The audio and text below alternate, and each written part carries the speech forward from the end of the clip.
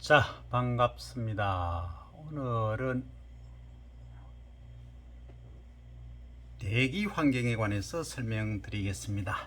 대기 환경, 공기 환경이라는 의미인데, 우리가 통상적으로 공기라고 하면 산소만을 생각하는데, 우리 지구상에 존재하는 그 대기는 통상적으로 질소가 79%, 그 다음 산소가 21%, CO2가 지금은 한 0.04%, 그러니까 400 ppm 정도로 가장 많이 구성되어 있다 하는 것이죠. 우리가 호흡을 할 때는 실제 산소가 필요하지만 질소도 함께 흡수하고 있다 하는 점을 이해를 하시고, 자, 갑니다. 그럼 대기의 조성분, 대기 중에 이산화탄소하고 작물의 관계입니다. CO2가 작물에 어떤 관계를 미치느냐? 결국은 이 CO2는 작물에 이산화탄소 자체가 당을 만들 수 있는 배대에 있는 CH2O, 그러니까 CHO죠, 그죠? 이것의 배대의 역할을 물과 뿌리에서 흡수한 물과 함께 하고 있다 하는 것이죠. 그 다음에 대기 중에 산소 같은 경우에는 어떤 역할을 하느냐, 이것은 호흡에 활용되고 있다는 것 아실 거고, 질소는 우리가 그냥 두면은 그냥 질소지만 이게 이제 비가 내린다든지 했을 때는 콩가 작물의 경우에는 뿌리 속보다는 뿌리에 붙어 있는 근류균이 있습니다. 그죠?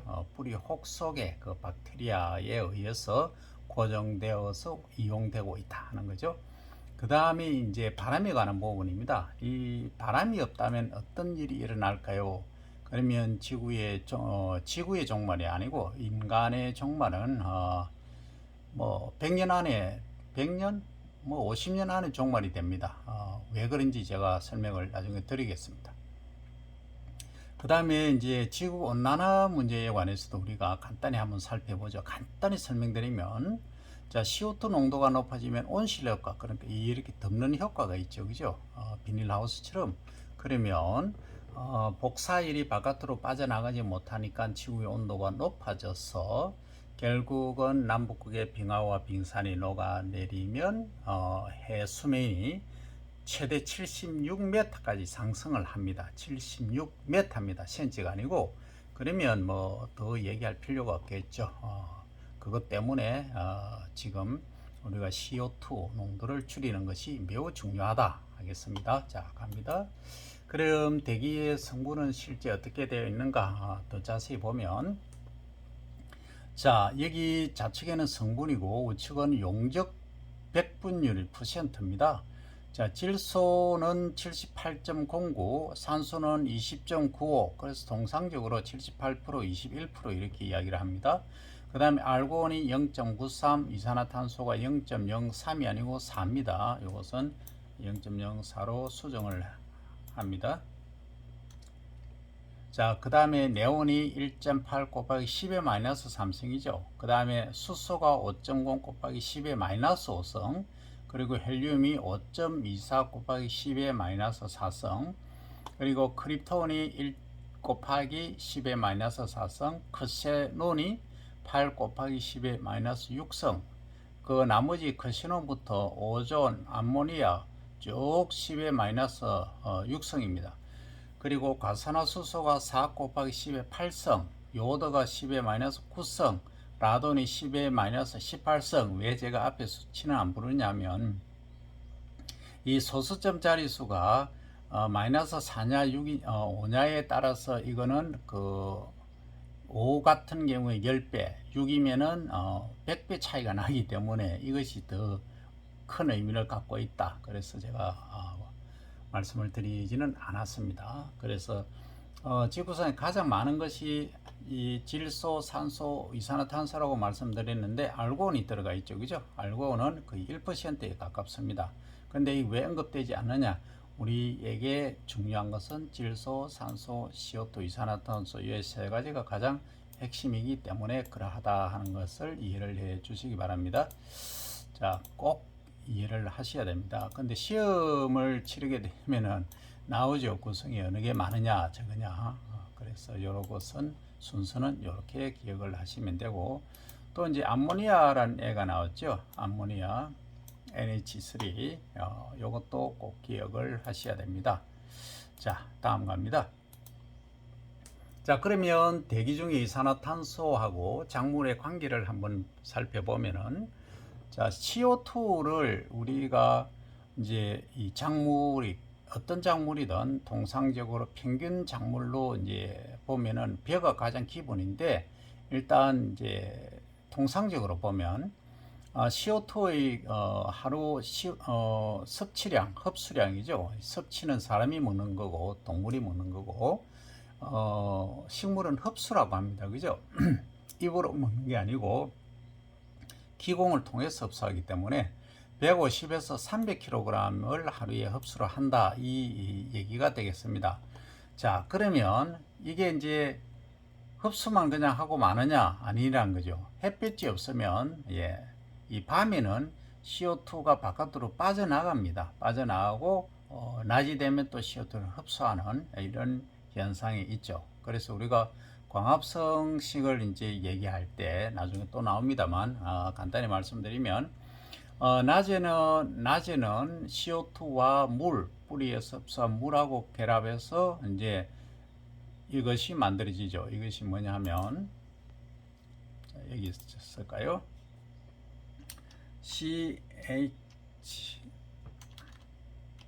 CH2O가 라는 탄수화물의 기본 골격입니다. 여기에 이제 만들어지는데, 좌우측에 이제 균형을 맞추기 위해서 이것은 6탄당이 되죠. 자, 한번 만들어 보겠습니다. CO2가 뭐하고 결합하느냐 하면 뿌리에서 흡수한 물하고 결합을 합니다. 그러면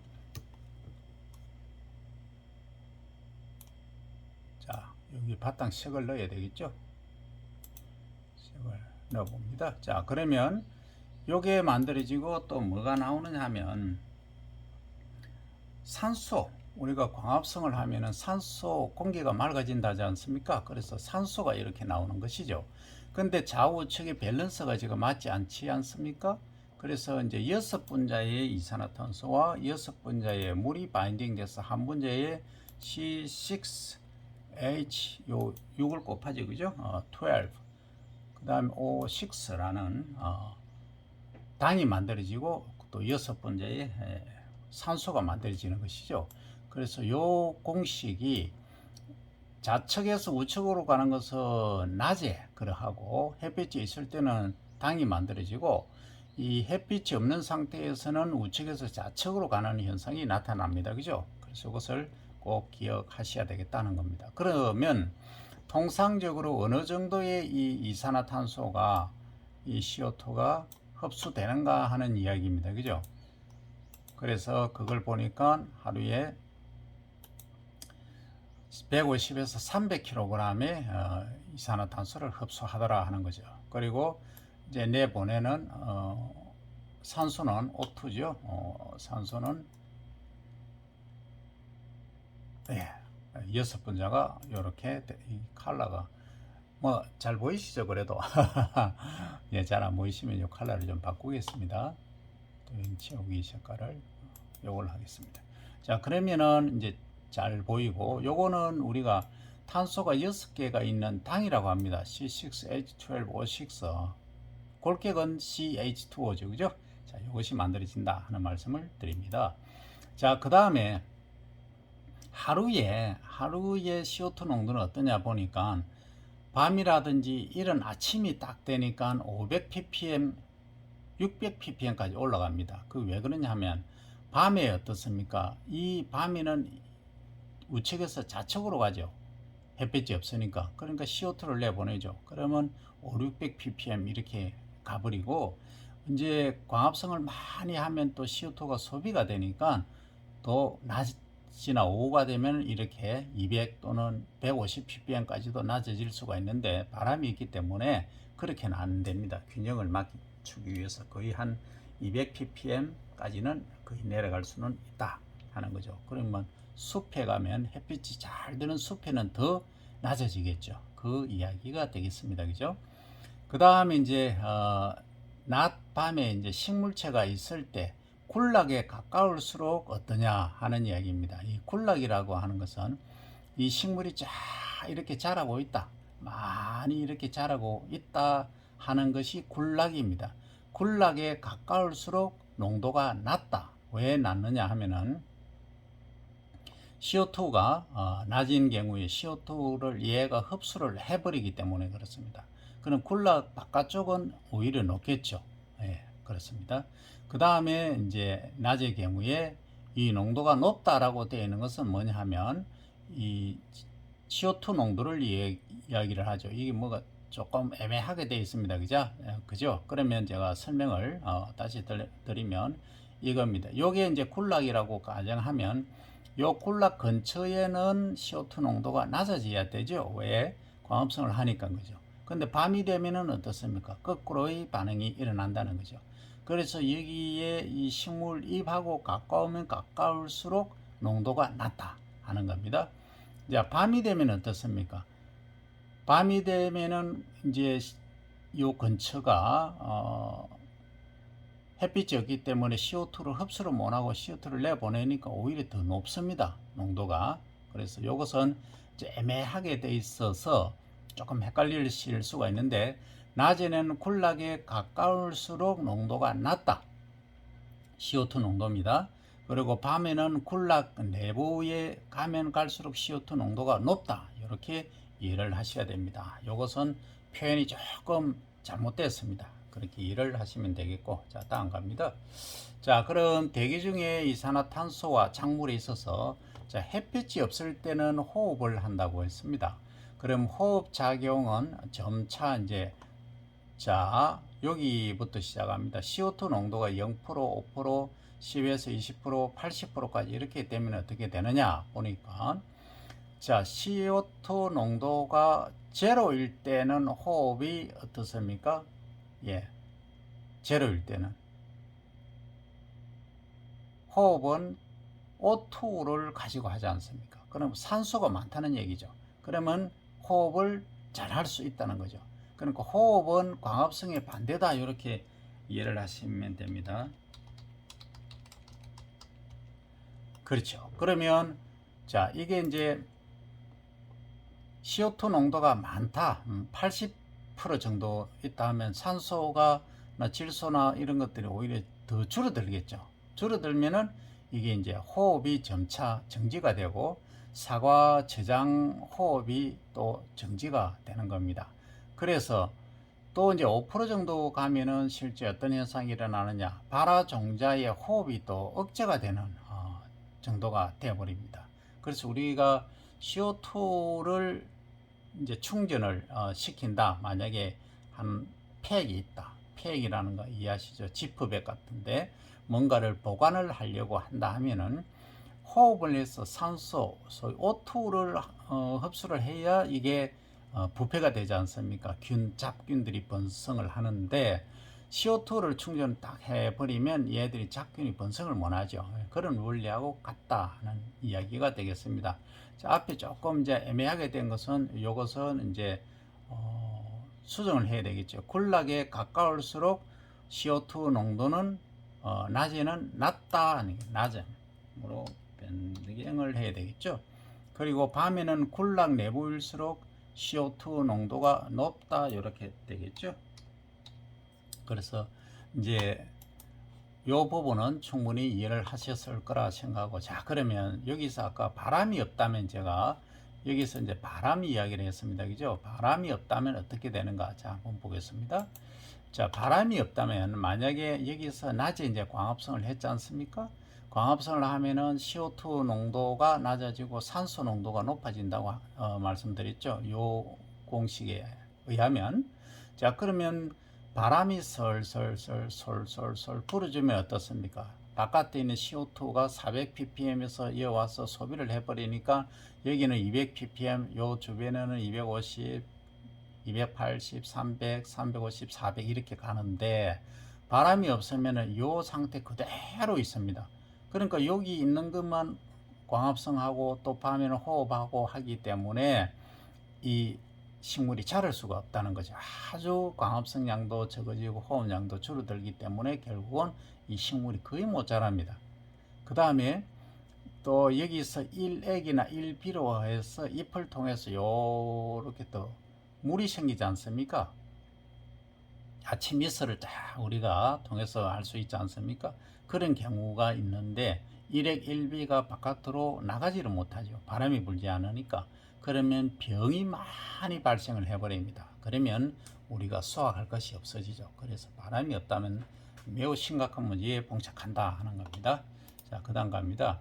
그럼 대기점의 이산화탄소와 작물의 관계를 보면, 자, 이 X축은 지금 이산화탄소 농도가 ppm 단위로 500, 1000, 1500 ppm까지 있다 하는 거죠.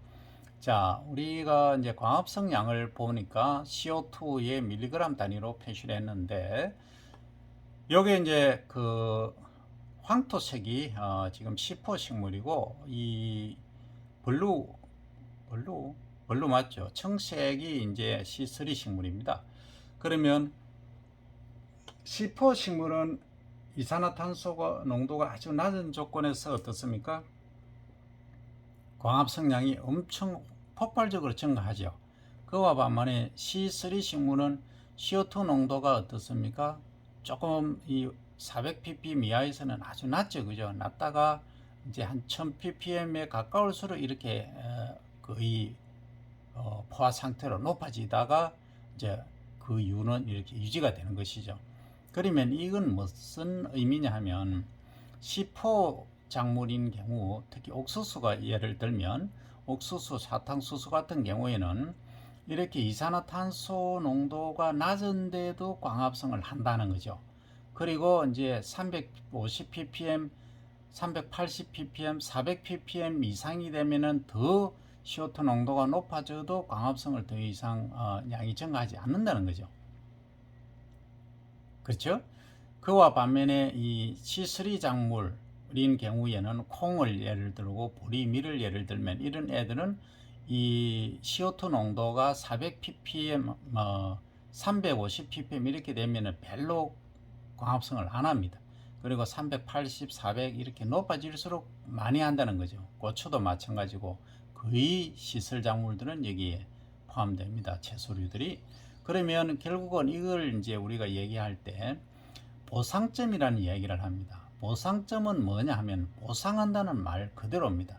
여기에 이제 50ppm 정도, 한 7, 80ppm, 여기서는 30에서 80ppm의 범위라고 얘기를 하겠습니다. 그러면 이 C4 작물은 CO2 농도가 32ppm일 때 딱 광합성을 하거나 호흡을 하거나 해서 딱 가운데 지점이 된다는 거죠.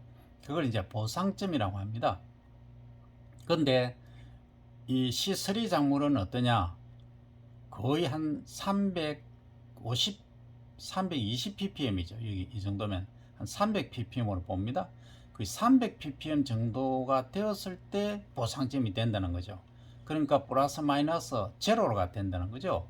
그러니까 호흡에 의해서 광합성이 한 것이 소비가 되고, 또 광합성은 또 마찬가지죠. 광합성을 아무리 해도 호흡에 의해서 더 증가하지 않으니까.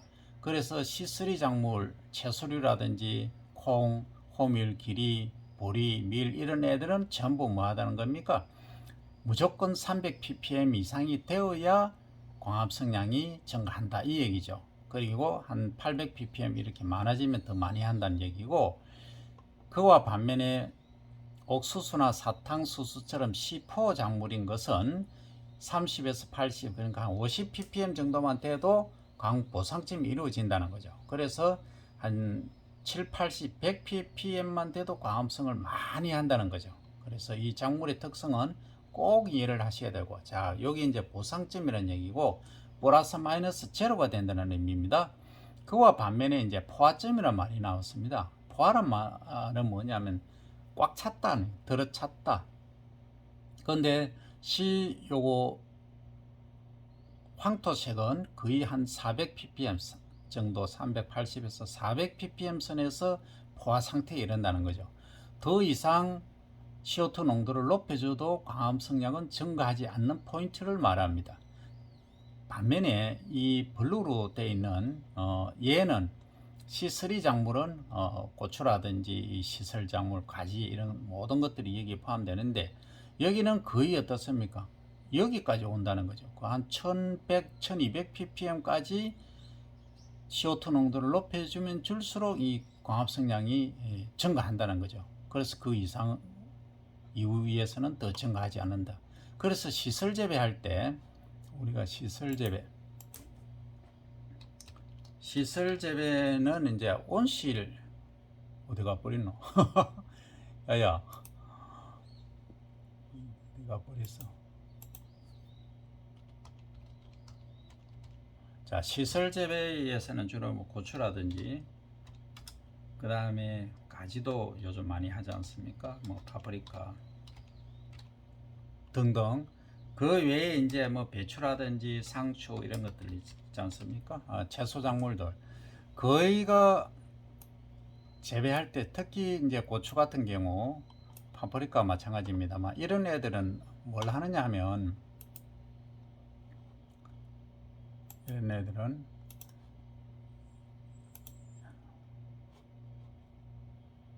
애들은 이제 CO2를 공급해 주는 겁니다. CO2 bom배가 있어서 그래서 그걸 이제 탄소를 공급해 주는 거죠. 탄소 10이라고 하죠. 탄소 12. 그래서 이제 이게 CO2를 농도를 확 이렇게 600, 800 ppm으로 높여 주는 거죠. 그러면 이제 그 고추 생육은 좋아집니다. 반면에 이제 지구 온난화는 더 가속화되죠. 그래서 뭐 추천은 크게 드리고 싶지는 않지만 어쨌든 농가에서는 소득 증대를 위해서 이렇게 하고 있다 하는 정도는 설명을 드리도록 합니다. 자, 그러면 방금 얘기 나왔던 탄산10이라고 하는데 과연 이건 뭐냐? 엄밀히 말하면은 탄소를 10이 하는데 CO2니까 탄산이 되겠죠. 그래서 이것은 작물 환경으로 이산화탄소 농도를 인위적으로 높여주는 것 이렇게 이야기하고 이것은 온실이나 초자실 시설에서 조절이 용이할 때 요즘 CO2 bom배로 이렇게 공급해 줍니다. 그 다음 탄산 11을 하면 어떤 효과가 있느냐 하면 특히 열매채소 같은 경우 수량이 증대된다. 오이, 멜론, 가지, 토마토, 상추는 주로 안 하니까 고추까지 갑니다. 요거는 열매채소이기 때문에 상추는 아니죠 또. 그 다음 잎채소류, 뿌리채소 이것은 샐러리, 상추, 부추, 무 이런 애들은 효과가 인정이 되었다. 그죠? 그 다음 꽃, 화예류는 수량이 증대되고 품질이 향상된다 하는 거죠. 장미, 국화, 카네이션 이런 애들은 이렇게 하고 있다. 그 다음에 육묘할 때는 모종 소질이 향상된다. 자, 요 소질이란 말이 나왔죠. 모종은 어린 식물체죠. 그죠? 옮기 심기 전에 식물체고 소질이라고 하는 것은 이제 모종이 얼마나 단단하냐, 강하냐, 스트롱하냐, 웃자라지 않나느냐. 웃자라는 것은 키만 멀대같이 큰 것을 말하죠. 그리고 단단하냐, 병이 들었느냐, 안 들었느냐 이런 것들을 이야기를 하죠. 그걸 이제 키에 대한 무게를 가지고도 하고 여러 가지 측정 방법이 있습니다만 어쨌든 모에 대한 이제 소질이 좋아졌다. 그 다음에 이제 이것이 정식 그러니까 옮겨 심고 나서 효과가 지속되더라 하는 그러한 장점이 있었다. 그래서 탄산 시비를 한다 이렇게 말합니다. 자, 다음 갑니다.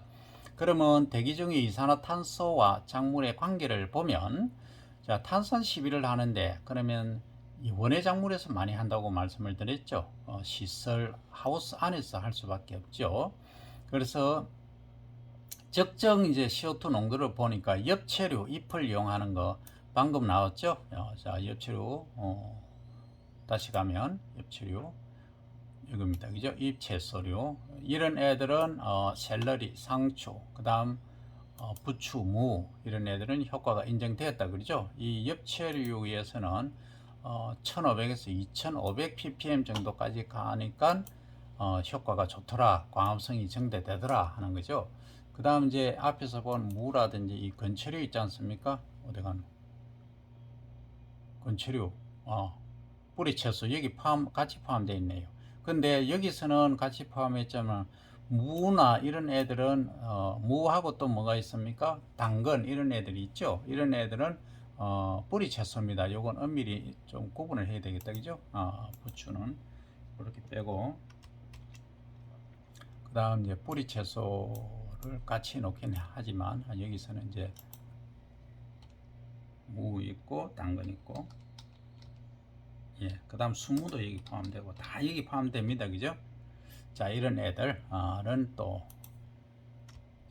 뿌리 채소라고 우리가 부릅니다. 자, 그럼 뿌리 채소는 어떠냐? 건체류.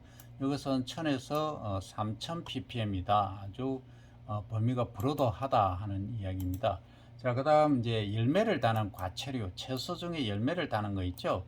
이것은 토마토라든지 가지라든지 이런 애들이 여기에 포함되겠죠? 열매 채소 여기 있죠? 그러면 오이, 멜론, 가지, 토마토, 고추도 여기에 포함되죠, 그죠? 이런 애들이 여기에 포함되더라. 이런 애들은 어디까지냐 하면은 500에서 1500 ppm까지 상당히 높다 하는 거죠. 자, 이것도 칼라를 한번 있어 보이게 가봅니다. 자, 그 다음에 이것도 과체류입니다. 오이도 과체류인데, 오이 피망도 과체류죠. 사실은 가지도 마찬가지입니다만, 여기 지금 특이하게 따로 이제 분류를 해놓은 겁니다. 이것은 요 네 가지에 있어서는 조금 특이하기 때문에 다른 거하고 다르기 때문에 이것은 CO2 농도가 과체류보다 조금 높다는 얘기죠. 오이, 피망, 가지, 강낭콩 얘들은 800에서 1500 ppm. 그 다음에 또 세분화해서 토마토, 멜론, 딸기 이게 요즘 대세지 않습니까? 이런 애들은 좀 낮다는 얘기죠. 굳이 이런 애들은 탄산 11을 높게 할 이유가 별로 없다 하는 거죠.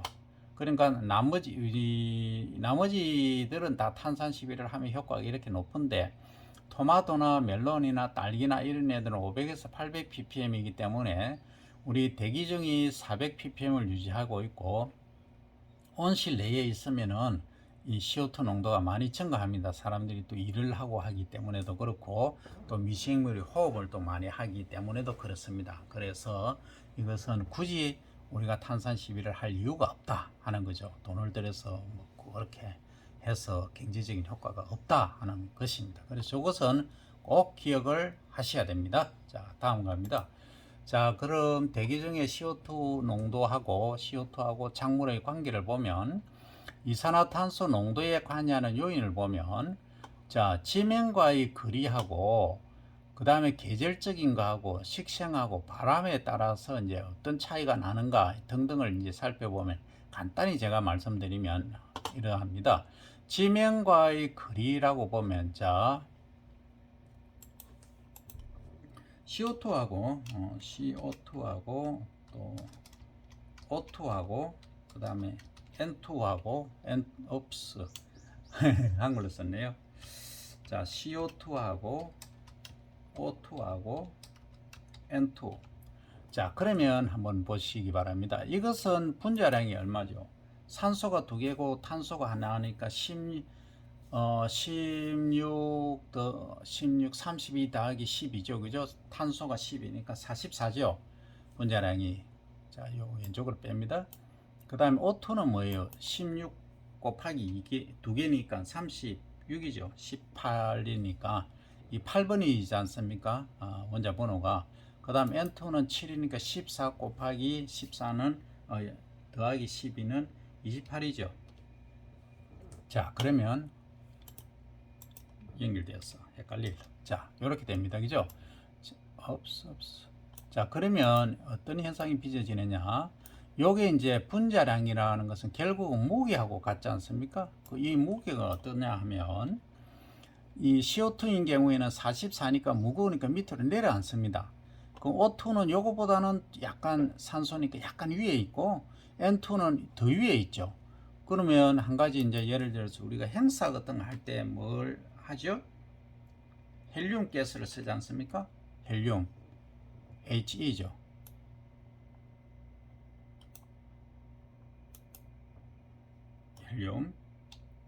헬륨 같은 경우에는 우리가 이게 풍선으로 이제 그 불면 브르르 하는 말하면 소리가 깨냐냐냐 깨재재하는 이런 얘기가 나올 정도로 해가 이상하게 되지 않습니까?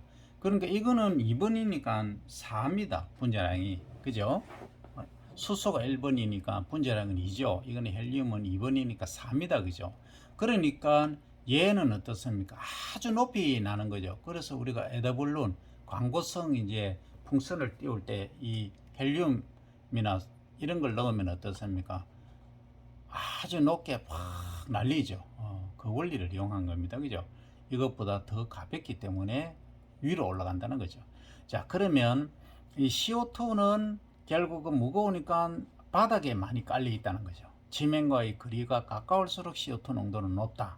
그러면 우리가 잘 때도 CO2 농도를 이제 방바닥에 그냥 과거에는 이제 바닥에 잤지 않습니까? 이런 경우 CO2 농도가 높죠. 한 공간 내에서도.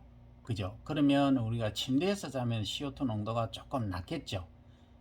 그리고 산소가 조금 많겠죠. 이 원리도 생각을 하시면 되고, 그 다음에 또 생각해야 될 것은 미숙 유기물을 시용을 했다. 그럼 썩었다는 표현보다 덜 발효되었다라고 해야 되겠죠. 그러면 보리집, 밀집, 볏집 이런 애들을 다른 이제 질소원하고 같이 혼합해서 이제 부식을 시키지 않습니까? 부식을 시키는 과정에서 발생하는 이 CO2가 이제 많이 발생하는 거죠. 그죠? 그러니까 미숙 유기물이 있으면 많이 또 발생한다. 그리고 이제 바람에 의해서는 어떤 현상이 빚어지느냐 하면 이제 약한 산들산들 바람이 불면 여기가 이제 식물이 자라고 있다면 아까도 말씀드린 대로 요 작물이 자라는 데는 낮에는 광합성을 하기 때문에 CO2 농도가 낮습니다. 그러나 바깥으로 갈수록 높아지죠. 그러니까 바람에 의해서 바람이 이렇게 불어줌으로 해서 바깥의 CO2 농도가 높았던 것이 이렇게 공급이 되는 거죠. 그래서 광합성량이 증가한다. 이제 이렇게 이해를 하시면 되겠습니다.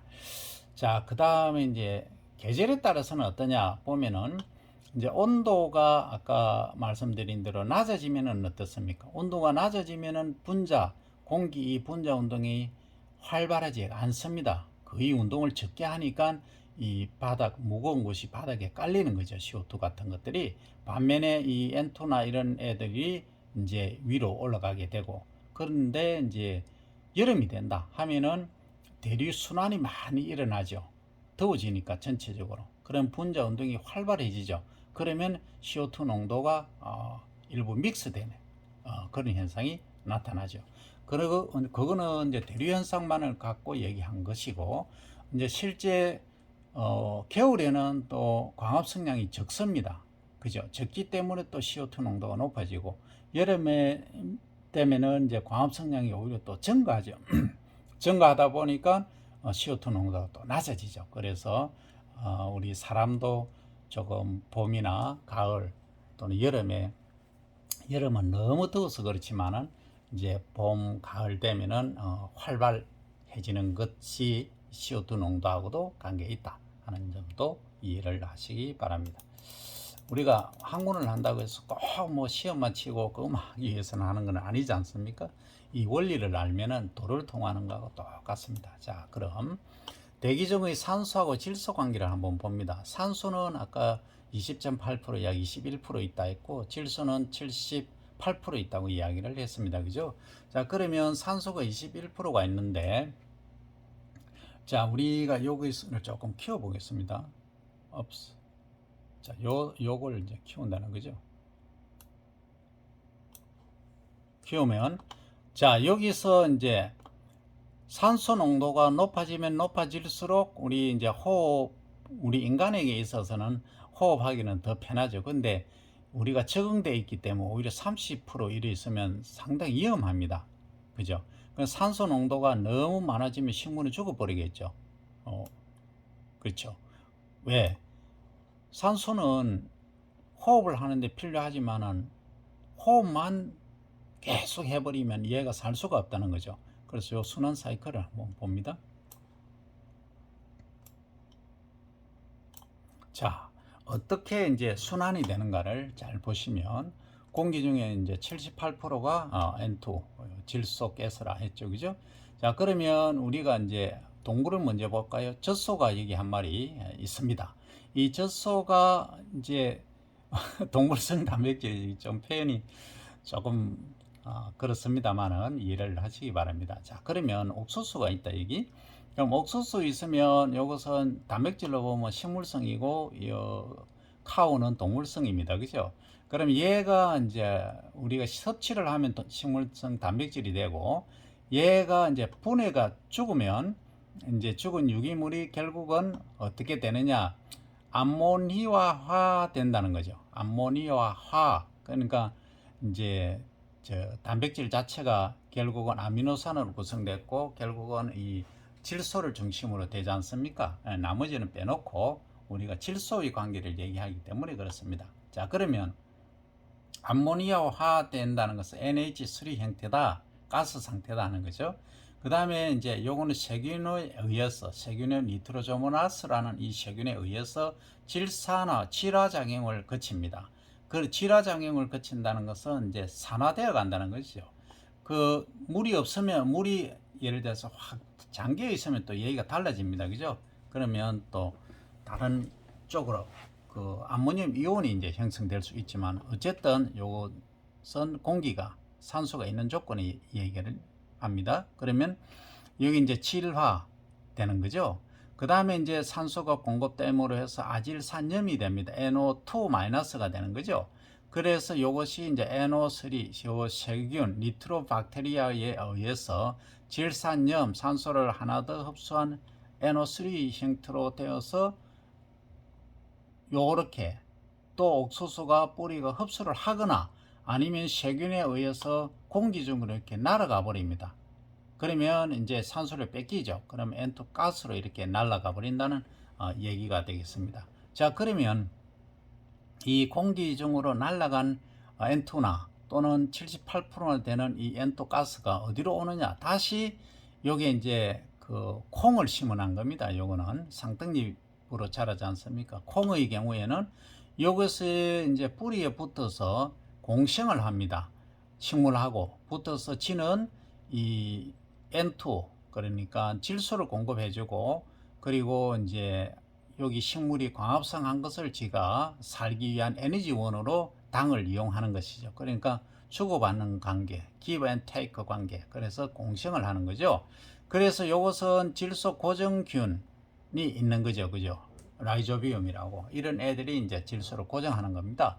자, 그래서 이렇게 가는 경우하고, 그 다음 독립생활을 하는 질소 고정균이 있습니다. 그래서 여기 이제 N2 고정을 하는 거죠. 여기서 공생 안 하고 독립적으로 하는 얘 두 종류에 의해서 결국은 이 암모니아가 암모니아로 만들어지고 결국은 질화 과정을 거치고 아질산염으로 되고 질산염으로 되고 세균에 의해서 탈질되고 이 순환이 계속되는 과정 속에서 우리의 생명, 우리 인간하고 또 인간과 더불어 사는 이 식물들은 방금 말씀드린 동물 단백질은 결국은 죽은 유기물이 되죠. 똥도 마찬가지입니다. 그죠? 예, 똥, 오줌도 마찬가지입니다만 이렇게 순환을 한다 하는 겁니다. 그래서 이것이 순환 과정이다. 그래서 이 원리를 잘 이해를 하시면 우리가 질소를 예를 들어서 11항을 더 키워볼까요? 줄이겠다 하면 어떻게 하느냐 하면 결국은 동물을 키우면 됩니다.